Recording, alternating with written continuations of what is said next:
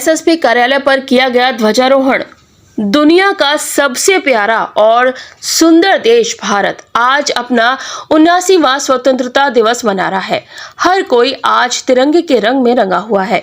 मथुरा के वरिष्ठ पुलिस अधीक्षक कार्यालय पर एसपी ट्रैफिक मनोज कुमार यादव ने सुबह करीब 8 बजे ध्वजारोहण किया और राष्ट्रगान का गायन किया गया।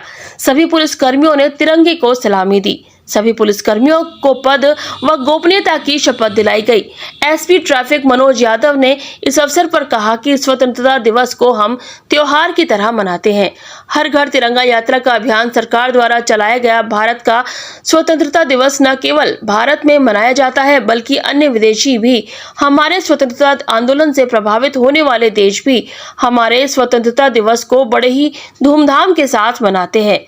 स्वतंत्रता दिवस के दौरान डायल 112 में बेहतर कार्य करने वाले पुलिसकर्मियों को भी प्रशस्ति पत्र प्रदान किए गए। और भारतवासियों के लिए और केवल भारत में ही नहीं विदेशों में भी इस अवसर पर कार्यक्रम होता है। और सभी लोग जानते हैं कि हमारा देश लगभग 200 वर्षों तक गुलाम रहा और इसके लिए भारतीयों द्वारा जितना प्रयास किया गया और प्रयास भी एक अलग तरीके से जिसमें जहाँ भी देश कोई भी देश अंग्रेज़ों के जमीन से मुक्ति पाया तो उसमें खून खराबा बहुत, लेकिन हमारे देश का एक अजीब टाइप अभियान चल रहा था, एक अजीब टाइप आंदोलन था जिसमें खास तौर से जो हमारे देश के राजनेता और क्रांतिकारी इसमें सम्मिलित थे।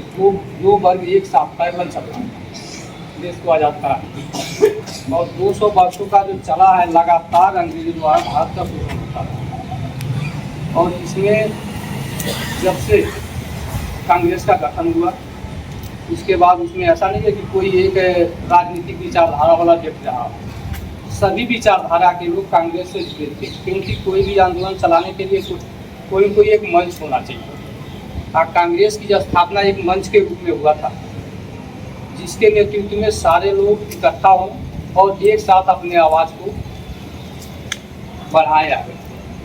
इसमें धीरे धीरे करके शुरू हुआ है, खासतौर से कांग्रेस के गठन के बाद और 1907 के बाद सबसे तेज अभियान जो हुआ हमारा 1907 के बाद हुआ था, जो कलकत्ता अधिवेशन हुआ था।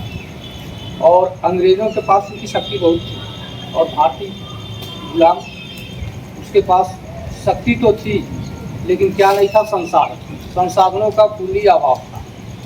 और इसके लिए जब सारे भारतीय इकट्ठा होने लगे तो थोड़े थोड़े संसाधन करके कम से कम आंदोलन को चलाने भर का उनका चलता है। इसी बीच में आप लोगों को पता होगा गांधी जी का आगमन होता है, 1907 में कलकत्ता अधिवेशन में हुआ। उनके द्वारा एक नया इसमें आंदोलन का स्वरूप विकसित हुआ कि आंदोलन करो, क्योंकि सभी भारतीयों को पता था कि कोई भी आंदोलन हम अंग्रेज़ों के सामने चला नहीं सकते, क्योंकि इतने संसाधन थे, हमारे ही संसाधन उनके पास नहीं थे, विश्व के सारे संसाधन उनके पास थे और उनके पास दबाने की पर्याप्त क्षमता थी। तो इसमें गांधी जी के नेतृत्व में और राजनेताओं के नेतृत्व में ये हुआ कि आंदोलन शुरू किया जाए और बीच बीच में इसे रोका जाए। इसी तरह से होता क्या था, भारत छोड़ो आंदोलन तो सबसे लास्ट में हुआ, उससे पहले छोटे छोटे आंदोलन हुए, चंपारण सत्याग्रह शुरुआत हुआ। इसके अलावा भारत छोड़ो आंदोलन तो लास्ट में आया ही आया। धीरे धीरे करके इन्होंने आंदोलन को शुरुआत की और शुरुआत करके आंदोलन चलता रहा और जैसे लगता था कि एक आंदोलन बहुत ऊपर जा रहा है और लगता था कि अंग्रेज अब इसको दबा देंगे या हमारे जनधन की हानि होगी, तो भारतीयों द्वारा कांग्रेस के राजनेताओं द्वारा और देश के स्वतंत्रता के अभियान के लिए जो भी उसमें भाग ले रहा था उसका यही स्ट्रेटजी था कि एक बार आंदोलन करो और उसके बाद थोड़ा सा इसे बीच में रोकने से फ़ायदा ये होता था कि जो हमारे संसाधन समाप्त हो जाते थे और अंग्रेज जब सोचते थे कि भारतीयों को दबाना है तब उस समय क्या होता था कि भारत के जो भी राजनेता थे उसको रोकते थे